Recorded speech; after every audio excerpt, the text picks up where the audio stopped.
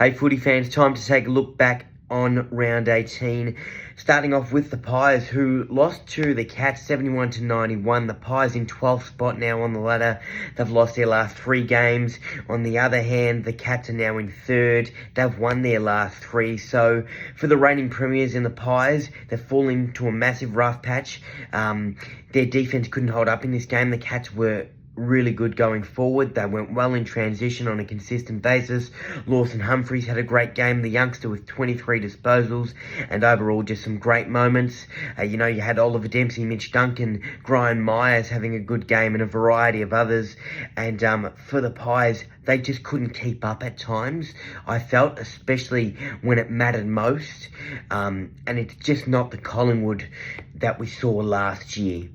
And we're at the pointy end of the regular season now, and things are getting serious for the Collingwood Football Club. There needs to be a massive resurgence for them to push their way into the 8 somehow, and it's looking very grim at this stage. The Hawks beat the Dockers, a great bounce-back win for those Hawks.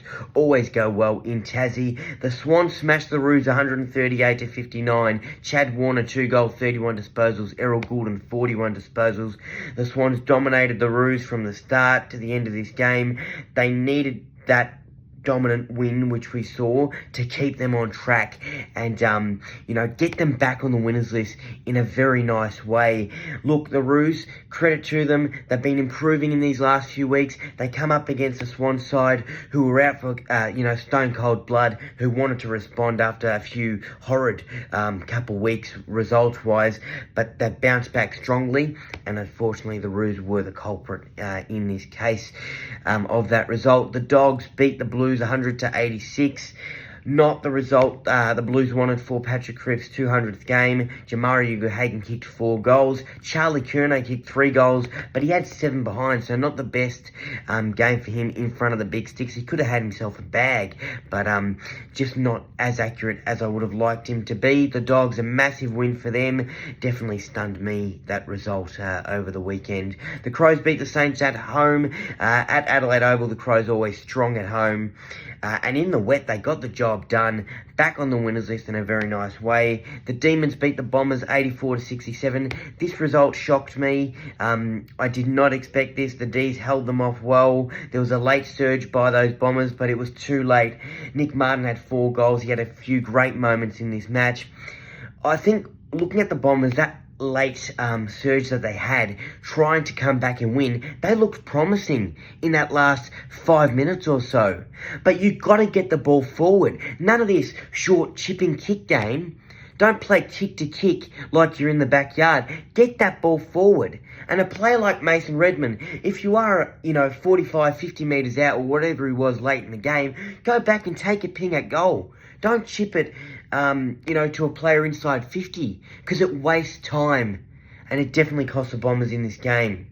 And it leads me to the next game, the Suns and Port Adelaide game. The Suns winning 96-82. Suns' home winning streak stays alive and is just been brilliant. They just can't win on the road. That's been the curse for them this year. Port didn't hurry, late in the game. They had a chance to come back. And I know the clock was not their friend at all. Time was running out fast. But at crucial times of the game, late in the game, you've got to get forward. You can't be wasting time going back, looking for a different angle to get inside 50. Just get the ball forward. And I didn't see that effort and want and hunger and push from Port Adelaide late when it mattered most. The Tigers lost to the Giants. A great effort by those Tigers. The Giants just too strong in the end, holding them off by a few goals. And the Eagles losing to the Lions 93-106 in Adam Simpson's farewell game. Simo, all the best to him in his next chapter. And look, what a great journey with its ups and downs with the West Coast Eagles. He got them to a premiership in 2018, a massive achievement there. And during, the toughest of times, he, copped a lot of stuff from the media, etc. But he stayed strong through it. And still, he had a few great moments with this West Coast Eagles club. So well done to Adam Simpson. For the Lions, on the other hand, good win for them. They just keep on winning and going up up that ladder, which I love to see. It's time for Isaac's GMP of the round, my goal mark and player of round 18. Starting off with my goal, and it goes to a Saint, a mighty Saint on the rise, Mateus Filippo, in the wet conditions, on the run, a lovely kick, just beyond 50, from the boundary, absolutely brilliant.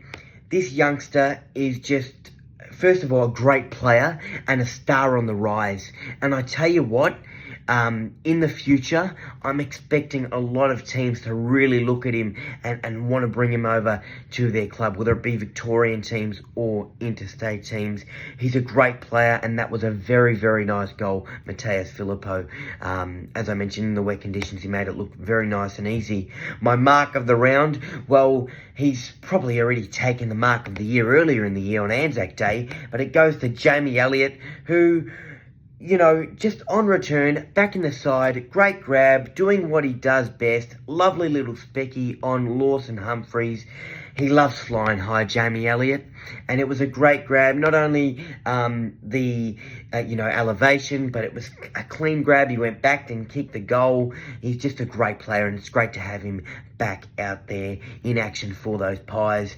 My player of the round, it's hard to go past him, and over the last couple of weeks, he's definitely racked up a few Brownlow votes.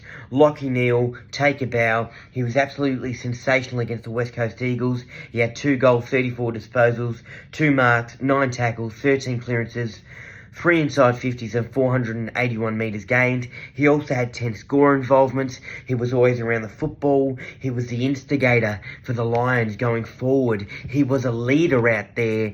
And I think over the last couple of weeks, we've seen Lachie Neale really cement himself and be that consistent role model with 30 plus disposals. He's also getting goals. He's getting those clearances.